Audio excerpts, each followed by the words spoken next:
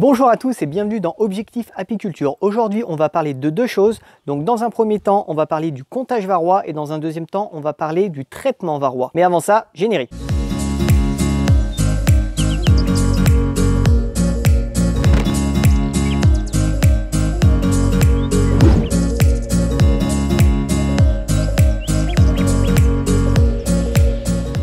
Si vous êtes nouveau sur la chaîne, n'hésitez pas à vous abonner parce que je publie des vidéos régulièrement.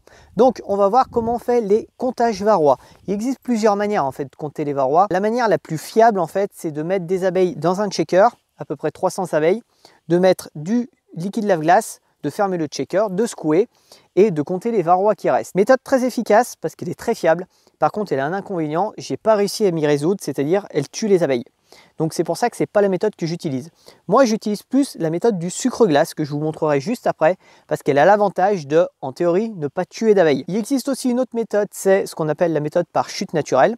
On va mettre sous le plancher, on va mettre un plateau blanc ou un lange blanc dessous avec un corps gras, donc en principe c'est de l'huile ou de la graisse animale, et on va laisser les varroa tomber et on va compter les varroa qu'il y a dessus.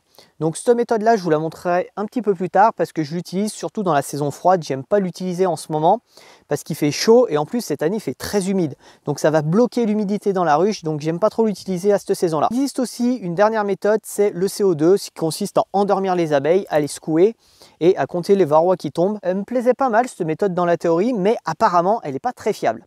N'hésitez pas vous à me mettre en commentaire quelle méthode vous utilisez pour compter et aussi pour traiter vos varroa, ça m'intéresse. Et là je vais vous montrer une vidéo sur le comptage varroa, donc comment je compte mes varroa avec la méthode du sucre glace. Je vais enlever la hausse ici, vous vous souvenez, donc c'est la hausse que j'ai mis à lécher il y a 2 jours. Donc je vais l'enlever, je vais enlever le nourrisseur, je vais regarder ce qu'il y a dedans et je vais compter les varroa. Et je vais peut-être aussi rajouter une cire gaufrée parce que j'ai vu qu'il y avait pas mal de ruches qui étaient assez à l'étroit maintenant que j'ai enlevé les hausses. Donc bien penser à rajouter les cires gaufrées.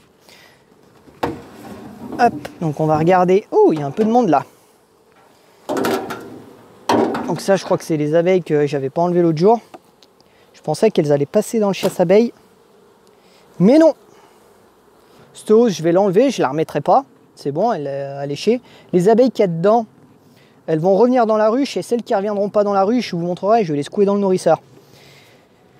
Donc, hop, hop, on va enlever la hausse. Comme ça. Donc là, on a des abeilles. Hein. Donc il y a un peu de cire et un peu de tout qui est tombé.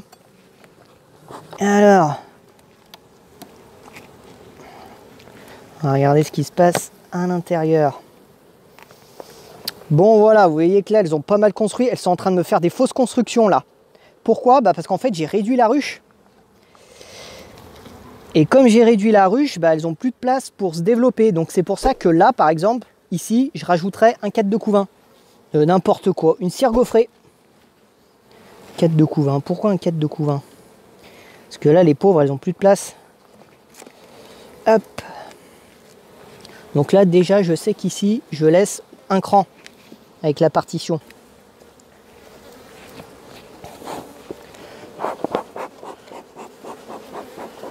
Voilà, je vais les faire redescendre. Ça, c'est pas la colonie que je préfère. Hein. Elle donne pas de miel et elle pique en plus. Voilà. Hop, on jette un coup d'œil là-dessus. On regarde ce qui se passe. Alors, qu'est-ce qui s'est passé ici? Alors ça... je suis curieux de savoir. C'est quoi ce bordel? Bon, en plus j'ai même pas de cire au fond, rien. Ce cadre là, je pense que je vais le laisser en rive. Pourquoi elles m'ont fait de la merde comme ça? Bonne question. Je suis en train de me demander, c'est bizarre ça, tiens. C'est inédit. Hop là. Là, qu'est-ce qui se passe? Putain, par contre, c'est plein en miel en fait. Hein.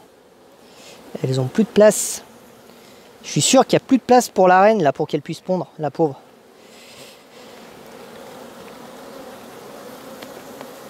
Hop là, putain. Je suis en train d'énerver un peu la ruche là. Oui.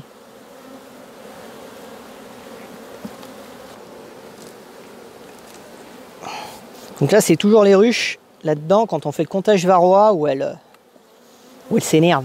Regardez, là, j'ai un joli couvain. Donc normalement, le comptage varroa, on le fait sur un cadre de couvain ouvert. Pas fermé. Là, il est fermé celui-là. Donc cadre de couvain ouvert. Donc là, en même temps, ça me permet de jeter un coup d'œil sur ma ruche. De voir un peu ce qui se passe. Donc là, je vois qu'elle se porte bien. Alors, pourquoi elles m'ont construit un cadre pourri? Je ne sais pas. C'est bizarre, ça. Pourquoi elles m'ont fait cette construction-là? Hop là! Donc là, j'ai un cadre de couvain ouvert. Il est ouvert et fermé, il est pas trop mal. Ah, j'ai la reine ici. Donc cool, je vais pouvoir faire mon comptage. Pourquoi? Bah parce que je sais où est la reine. Et je sais du coup que je vais pas la capturer. Alors c'est jamais la meilleure idée que j'ai eue là. De faire ça là où il y a la reine. Hop, c'est bon. Et là du coup je vais récupérer les abeilles. Donc regardez comment on fait, on les pose là. On les fait tomber dedans. Voilà. Comme ça. Ok. Ça marche. Je referme juste le petit bocal. Là, je les ai énervés. Voilà. Et je repose le cadre doucement. Puis je sais qu'il y a la reine, donc je ne vais pas trop faire le con. Voilà. Donc du coup, ici, qu'est-ce qui se passe? Je vous montre. J'ai mes abeilles là. Est-ce que j'ai fait un trait pour savoir quand je suis à peu près aux 300? Ouais, je suis pas réellement aux 300. Je suis à peu près. Bon, de toute façon, je vais faire ça sur plusieurs ruches. Je vais laisser ce cadre fermé et je vais vous montrer après comment on fait. Donc là, ce que je fais, je vais refermer la ruche, mais pas dans l'intégralité. Parce que je vais venir remettre un cadre. Elles sont en train de s'énerver, c'est bon, il faut que je leur foute la paix. Hop. Tac, comme ça. Attends, allez, on va en fumer un peu parce que...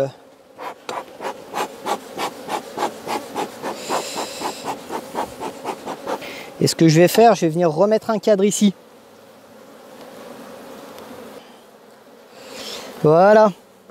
Je laisse comme ça et je vais fermer provisoirement. C'est-à-dire comme ça, en provisoire. Hop, je reviens, je vais aller chercher mon cadre. Donc je vais noter le cadre. Moi je le note, je mets juste un petit 21. Au Posca. Alors j'ai été con, j'ai pris une mine de Posca fin, j'aurais pas dû. Hop, comme ça, le cadre. Ce que je fais, je le pose là-dedans. Allez, là je referme. Je leur fous la paix là, elles sont super énervées. Hop là. Tac, je referme là. Ok, et je vais vous montrer comment on va compter les varrois maintenant.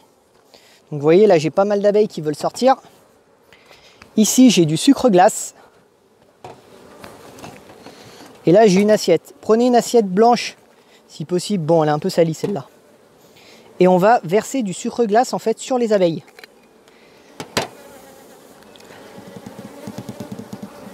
Alors pareil, dans l'idéal on prend une cuillère, hein, c'est toujours mieux. Voilà. Alors on fout du sucre glace sur la figure. Voilà, on va faire comme ça. Tac. Donc là, je fais rentrer le sucre glace ici. Voilà, il y aura un peu de surplus. Et là, on mélange doucement comme ça. Et on attend un peu. Là, le but, c'est qu'elles aient vraiment toutes de sucre glace sur elles. Et une fois que c'est le cas, on retourne. Et là, c'est assez violent, j'aime pas le faire, mais bon, il faut. Et on secoue.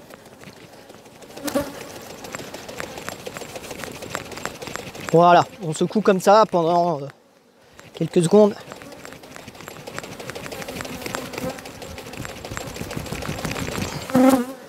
Voilà. Et là, on attend. Donc, je vais attendre 1 minute à peu près. Je vais laisser se faire comme ça pendant 1 minute. Comme ça, elles vont continuer à s'épouiller, à enlever un petit peu de sucre glace qu'elles sont sur elles. Et après, je vais continuer à resecouer. Et je répète cette opération 2 à 3 fois de suite. Donc là, je regarde, jette un petit coup d'œil, je vois que j'en ai déjà un. J'en ai déjà quoi? 1, 2. Ok. Bon là, elles sont pas contentes, hein. Elles tournent, elles volent dans tous les sens, je sais pas si vous entendez. Ok. Mince. Et après, bah, rebelote. Je réitère l'opération.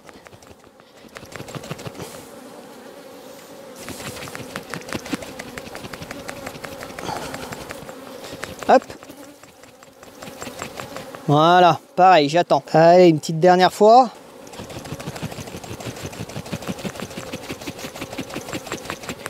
Voilà. Pas me dire le contraire, ça les sonne là les abeilles, hein, ce que je fais. C'est pas bon pour elles, mais bon.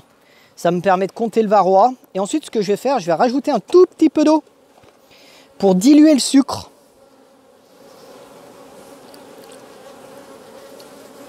Voilà. Ah, j'ai pas rajouté assez d'eau.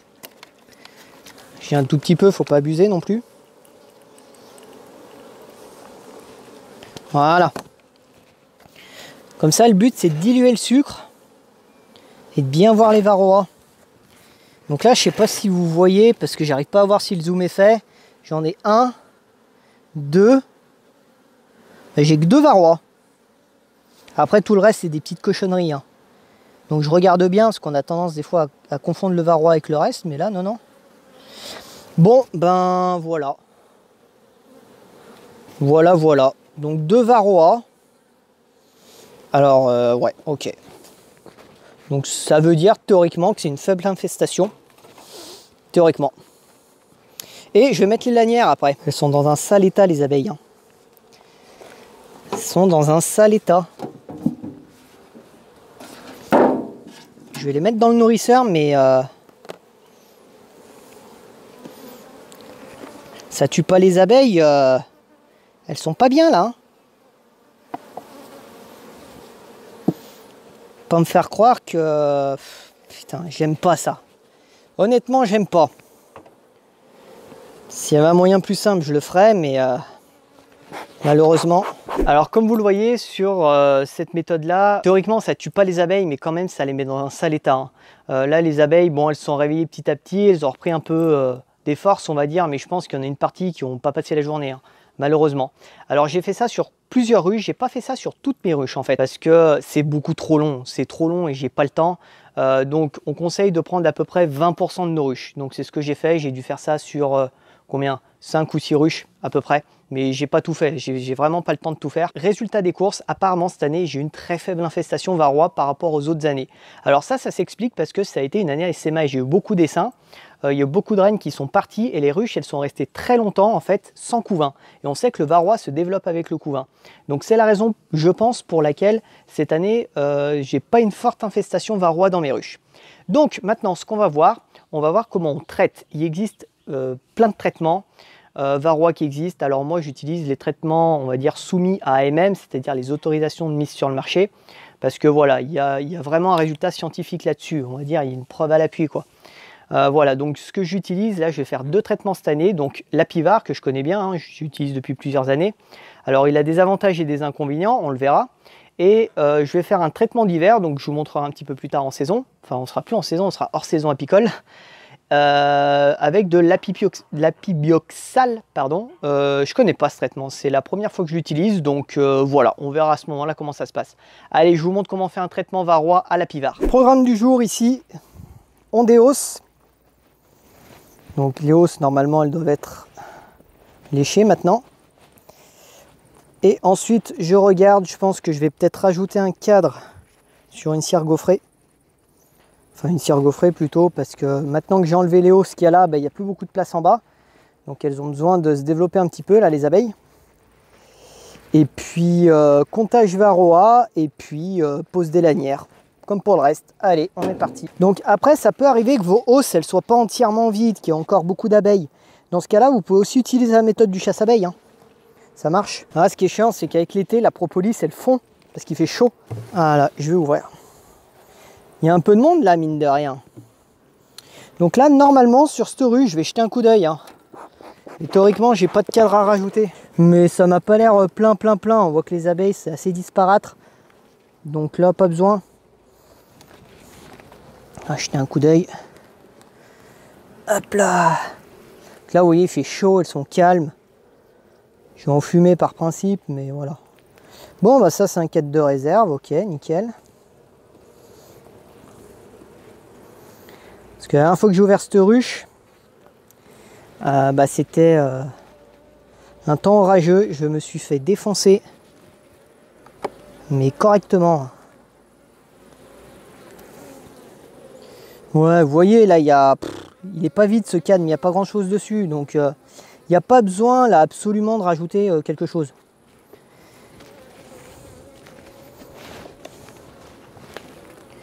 Je continue à ouvrir, on sait jamais. Ouais, oh, joli couvain.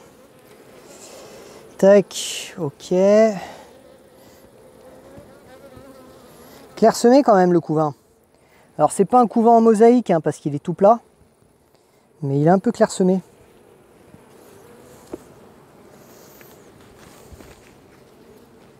Là limite faudrait... Oh, on va laisser comme ça hein, parce qu'on est encore en pleine saison. Mais il faudrait même presque la réduire celle-là. Hop. Ah, elles m'ont fait des amusettes là. Donc vous voyez là les grosses boules. Ici c'est pas des cellules royales. Hein. C'est des petites amusettes. Regardez, il n'y a rien dedans. Hein. Voilà, il n'y a rien dedans. Je vais les démolir. Hop. Hop. Bon ben. Est-ce qu'on va plus loin? Ouais, encore un cadre ou deux pour le plaisir là. Mais voilà, c'est une ruche classique ça. Ce qu'ils font en abeille, ça c'est calme. Ah.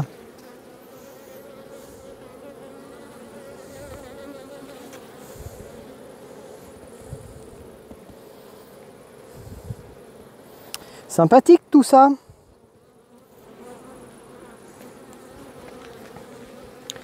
Puis après, je vous montre comment on traite contre le varroa avec la pivare.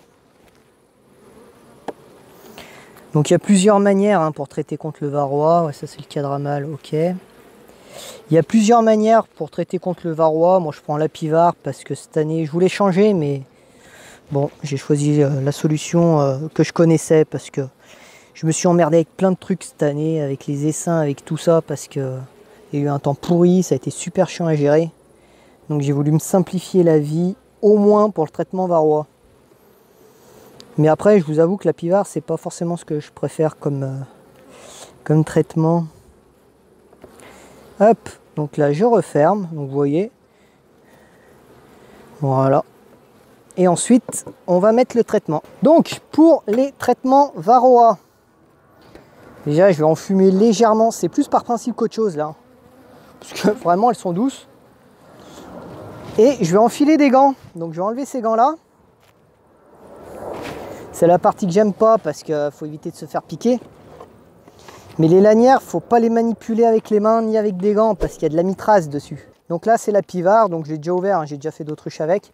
Dedans on a les lanières qui fonctionnent par deux. Une lanière pour une ruchette, deux lanières pour une ruche. Donc là c'est une ruche, deux lanières. Et on va mettre ça à un endroit où il y a le plus de passage. Donc je vais prendre le gant que j'ai pété là. On va le faire comme ça, voilà. On les enlève. Et ensuite, on vient comme ça. Alors c'est pas académique ce que je fais avec mon gant, mais il m'énerve, les gants pas talqués là. Et après, on appuie et on essaye de faire, voilà, un petit rebord comme ça. Faire un espèce de ressort avec le... Et on essaye de mettre là où on voit qu'il y a le plus d'abeilles. Bon, je vous avoue que là dans cette ruche, c'est un peu uniformément réparti, donc voilà. Et on met ça comme ça. Voilà. On évite de se faire piquer quand on est allergique. Voilà, nickel. Et après, ce qu'on fait, on referme simplement. De toute façon, les lanières, d'ici 1 mois et demi, 2 mois, je serai obligé de les recentrer un petit peu parce que les abeilles, elles vont se déplacer. La boule d'abeille, elle va être différente.